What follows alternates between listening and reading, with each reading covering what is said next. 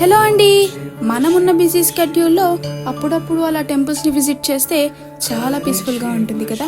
ఈరోజు నేను మన రాజమండ్రిలో ఉన్న మహాకాళేశ్వర టెంపుల్లో ఆ మహాశివుని దర్శించుకోవడానికి వచ్చేసాను.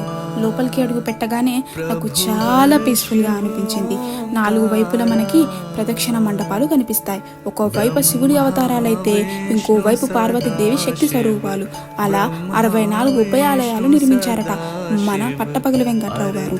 రోజు తెల్లవారుజామున 4 to 5 మధ్యలో కైలాస భూమి నుంచి తెచ్చిన భస్మంతో భస్మాభిషేకం చేస్తారంట. మీలో ఎవరైనా చూడాలి అనుకుంటే వచ్చి విజిట్ చేసేయండి.